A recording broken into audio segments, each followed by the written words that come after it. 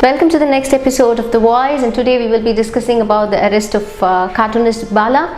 Sudhir, the arrest has evoked sharp response. On one side, journalists and social activists feel that it tantamounts to muzzling of freedom of expression, and on the other side, they also feel that there is a faction who feel that he's overstepped his limits. So, where do you stand? What do you think about this?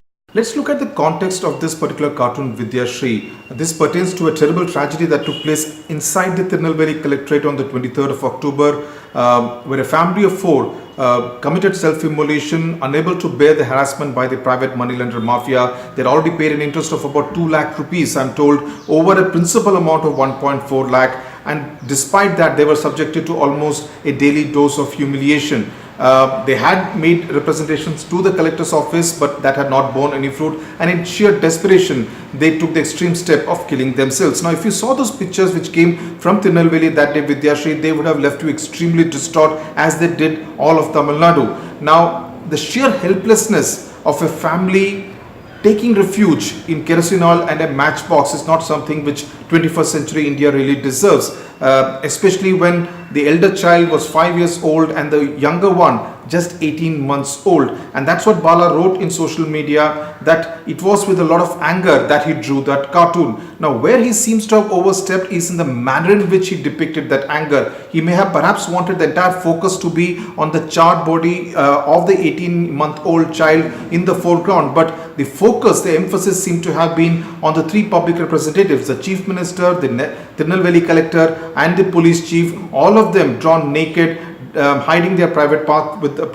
with a wad of notes. And that's what has not left the past that be amused at all, because as the Tirunelveli collector seems to believe that it casts aspersions on its integrity, and prima facie it would seem that he does have a point. Also, the cartoon seems to be overstepping. It seemed to be in bad taste, almost bordering on crudity. So both sides do have a point as far as this particular cartoon by Bala is concerned. Freedom of expression on one hand, yes, but yes, he also seems to have overstepped the line as far as public decency is really concerned in this case.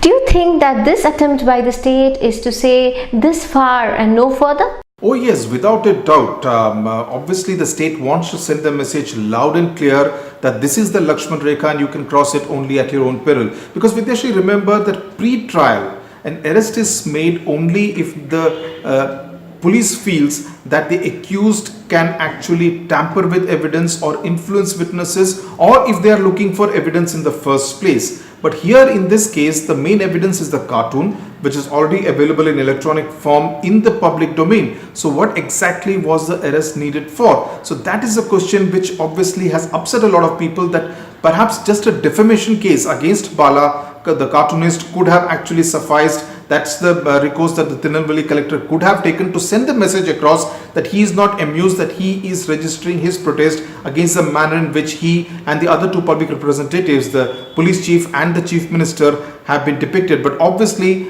the idea is to send a strong message across that dare to cross the line at your own peril. Bala, of course, has been released on bail today, and this is what he had to say. Listen in.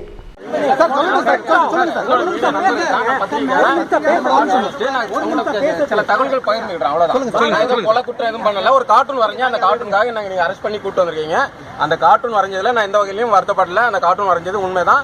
அரசு நிர்வாகம் செயலிழந்து போனதை நான் அப்படிதான் அம்மனமா தான் வரைஞ்சேன். அதுதான் உண்மை. நீங்க தொடர்ந்து வரைவீங்களா? தொடர்ந்து கண்டிப்பா வரைவேன். இதை விட அதிகமா வரைவேன். மோடியில ஆரம்பிச்சு எடப்பாடி வரைக்கும் நான் வந்து கார்ட்டூன் வரைவேன்.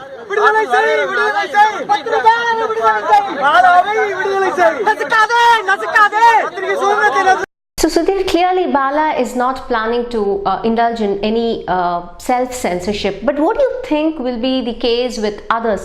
Will they be more careful henceforth? Yes, Bala may say that he will not actually go down without a fight, that he will continue to draw cartoons, whether it is of Edappadi Palaniswamy or that of Narendra Modi.